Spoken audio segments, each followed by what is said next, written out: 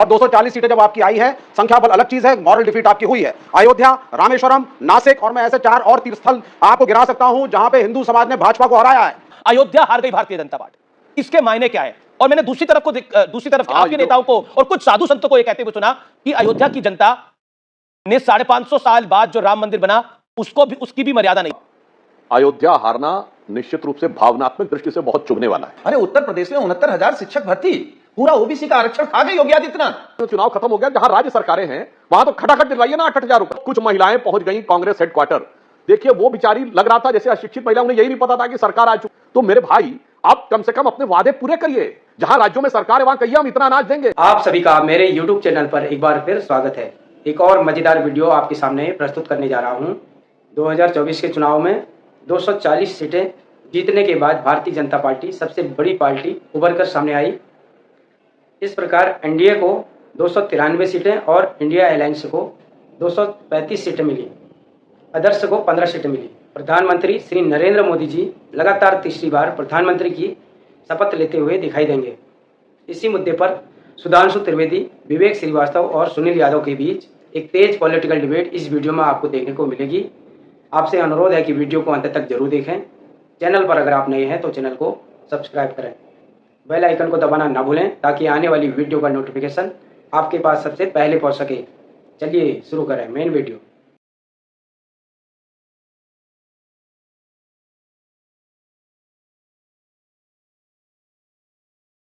तो बार बार India alliance ये क्यों कह रहा है कि सरकार हम भी बना सकते हैं, सरकार हम भी बना सकते हैं?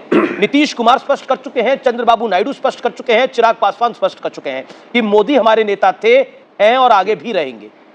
जी देखिए, दो चीजें मैं बोलना चाहूंगा, मुझे पेशेंटली सुना जाए।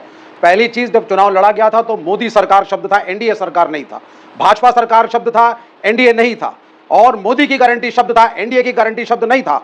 और 240 सीटें जब आपकी आई है, संख्या बल अलग चीज है, मॉरल डिफीट आपकी हुई है। अयोध्या, रामेश्वरम, नासिक और मैं ऐसे 4 और तीर्थस्थल आपको गिना सकता हूं जहां पे हिंदू समाज ने भाजपा को हराया है।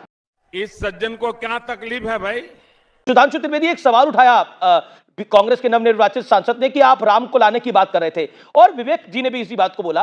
मैंने सपा के भी कुछ नेताओं को इस बयान को देते हुए सुना, अयोध्या हार गई भारतीय जनता पार्टी, इसके मायने क्या है?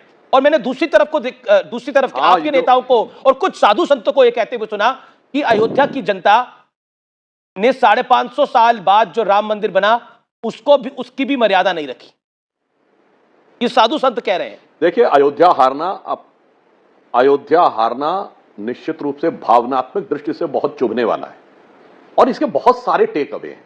सिंपल नहीं है, सिर्फ राम मंदिर ही नहीं बना। अयोध्या में जितना डेवलपमेंट हुआ, आनुपातिक दृष्टि से भारत के किसी शहर में पिछले 5 वर्षों में इतनी कायाकल्प नहीं हुआ होगा जितना अयोध्या में हुआ। सड़कें बनी, रेस्टोरेंट बने, दुकानें बनी, एयरपोर्ट बना, रोजगार के इतने अवसर क्रिएट हुए और भव्य राम मंदिर बना। पर यह टेक अवे बताता है, शायद यही कारण है कि 500 साल क्यों लग गए राम मंदिर को बनवाने में।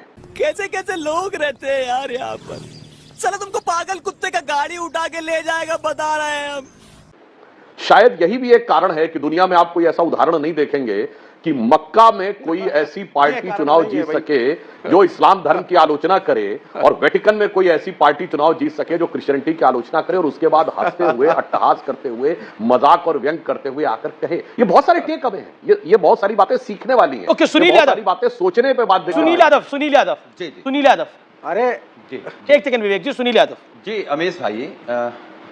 अमीश भाई, मैं सुधांशु जी को सुन रहा था। मैं भाजपा के बाकी लोगों में और इनमें थोड़ा सा अंतर मानता हूं। कोई फर्जी संत कह दे अयोध्या के वासियों के बारे में, कोई बीजेपी का नेता कह दे, लेकिन अब सुधांशु जैसा मेंबर ऑफ पार्लियामेंट, इतना विद्वान आदमी अगर ये कह दे कि गलत किया है अयोध्या के लोगों ने।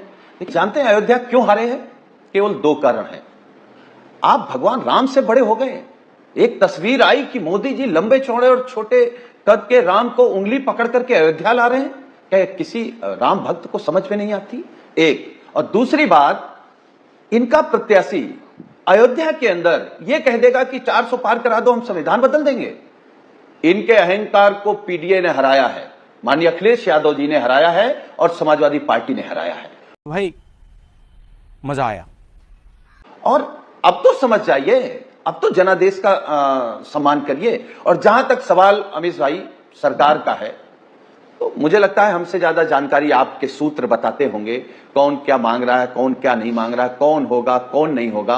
अरे उत्तर प्रदेश में 69,000 शिक्षक भर्ती, पूरा ओबीसी का आरक्षण खा गई योगी आदित्यनाथ, भारतीय जनता पार्टी की। ठीक है, सुधांशु त्रिवेदी जवाब, सुधांशु त्रिवेदी इस बात का जवाब। ओके, मतलब बीजेपी और आरएसएस की जानकारी सपा के हेडक्वार्टर में पहले पहुंच रही है। सुधांशु त्रिवेदी देखिए अभी थोड़ी देर पहले विवेक जी भी बहुत जानकारी बता रहे थे कि उनके पास पुष्ट सूत्र है, अब सुनील जी बता रहे हैं कि उनके पास बड़ी जानकारियां हैं। मगर मैं एक बात कहना चाहता हूं, देखिए चुनाव समाप्त हो गए, अब जो अभी सुनील जी ने कहा तो कम से कम जैसे बिहार में जातिगत सर्वे हुआ और राहुल गांधी जी ने ऐलानिया बोला, देखो भैया मैंने कह दिया था कि जातिगत जनगणना तो बिहार में करानी पड़ेगी, उन्होंने सर्वे नहीं जनगणना बोला था, कर वो अलग बात है। तो जरा तेजस्वी जी से कहलवा दीजिए कि उन्होंने राहुल गांधी के कहने पर किया था कि उन्होंने खुद किया था नीतीश कुमार जी के कहने पर।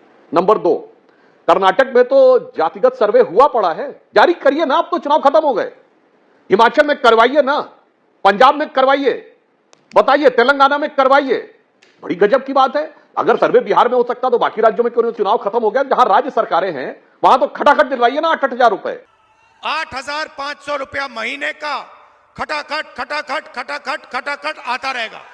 कुछ महिलाएं पहुंच गई कांग्रेस हेडक्वार्टर, देखिए वो बेचारी लग रहा था जैसे अशिक्षित महिला, उन्हें यही नहीं पता था कि सरकार आ चुकी है कांग्रेस। ये कुछ कुछ वैसा हुआ धोखेधड़ी जैसे पॉन्जी स्कीम वाले करते ना कि एक फॉर्म भरवा दिया, फला तारीख के बाद आना, मेरा ये काम कर दो और तुम्हें मिल जाएगा। तो मेरे भाई अब कम से कम अपने वादे पूरे करिए, जहां राज्यों में सरकार है वहां कहिए हम इतना अनाज देंगे, हम इतना ये देंगे। या ये सिर्फ चुनाव के लिए था? ना पहले दिया था, न राज्य सरकारों में दे रहे हैं, केवल चुनाव के लिए ये किया था। इसलिए अब ईमानदारी से जहां सरकार है वहां मॉडल बना के दिखाइए, जैसे हमने गुजरात में। तो कैसी लगी आज की ये वीडियो कमेंट करके जरूर बताएं। मिलते हैं अगली वीडियो में, तब तक जय श्री राम।